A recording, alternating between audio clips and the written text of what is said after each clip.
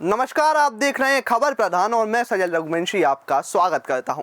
देखिए, इस समय बात करना जरूरी है असम की राजनीति के उस बड़े झटके के बारे में जिसने भारतीय जनता पार्टी को हिलाकर रख दिया है। हालांकि सोचने वाली बात यह है कि क्या ये सरकार हिलाने की कोशिश की जा रही है जो नॉर्थ ईस्ट के राज्यों में होता आया है, या फिर भाजपा में ही कुछ फॉल्ट है।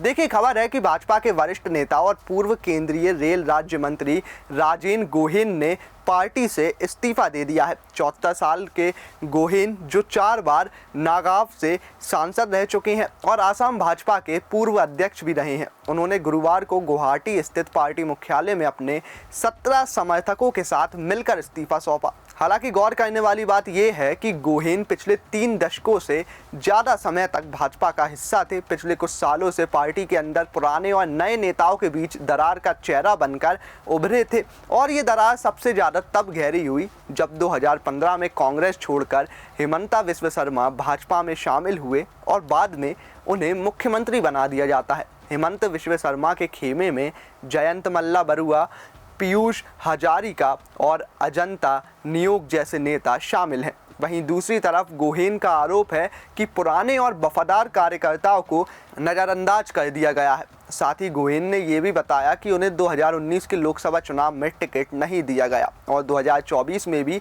वो चुनाव नहीं लड़े। नतीजा ये हुआ कि नागांव सीट कांग्रेस ने जीत ली। गोहेन ने अपने इस्तीफे के बाद मीडिया से कहा कि हम भाजपा में उन लोगों के लिए नहीं आए थे जो आज सत्ता में बैठे हैं। हम अटल बिहारी वाजपेयी, लाल कृष्ण आडवाणी और मुरली मनोहर जोशी जैसे नेताओं से प्रेरित होकर पार्टी में शामिल हुए थे, लेकिन आज स्थिति ये है कि दूसरी पार्टियों से आए नेताओं को आगे कर दिया गया और जिन वरिष्ठ लोगों ने पूरी जिंदगी भाजपा को दी उन्हें दरकिनार कर दिया गया।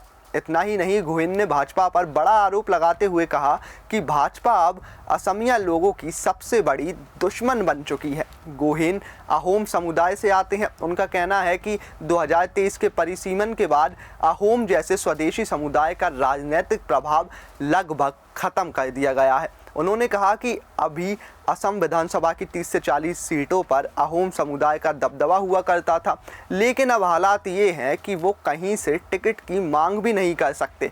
गोहेन ने उदाहरण देते हुए कहा कि आज अशोक सिंघल किसी भी सीट से चुनाव लड़ सकते हैं, लेकिन असमिया समुदाय के पास कहीं भी निर्णायक शक्ति नहीं बची है।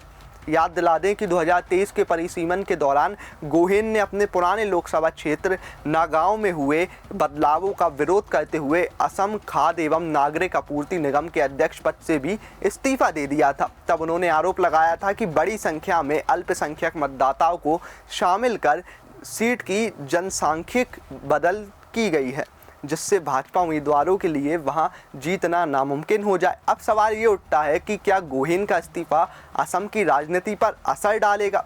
हालांकि भाजपा प्रवक्ता रणजीत कुमार शर्मा का कहना है कि गोहेन का इस्तीफा चुनावी नतीजों पर कोई असर नहीं डालेगा। जब वो सांसद थे तब नागांव की 8 विधानसभा सीटों में से एक भी सीट भाजपा के पास नहीं थी, लेकिन अब वहीं से भाजपा के 8 विधायक हैं। इससे साफ है कि पार्टी का जनाधार मजबूत है, लेकिन ये बात काफ़ी ज़्यादा विचित्र है कि भाजपा से एक एक्सपीरियंस्ड नेता ने इस्तीफा दे दिया और पार्टी सिर्फ चुनावी नतीजों को देख रही है। खैर, भाजपा ने तो ये भी कहा कि गोहेन को पार्टी ने हमेशा सम्मान दिया है। उन्हें केंद्रीय राज्य मंत्री बनाया गया, राज्य में कैबिनेट स्तर पर पद भी दिए गए, तो फिर पार्टी एक व्यक्ति के लिए कितना झुके।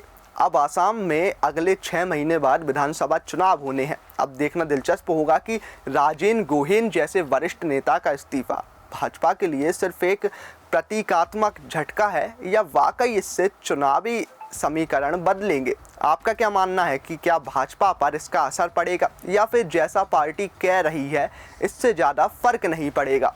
अपनी राय हमें कमेंट सेक्शन में ज़रूर बताएं। वीडियो अच्छा लगा हो तो लाइक कीजिए, शेयर कीजिए और कमेंट बॉक्स में हमें ज़रूर बताइए।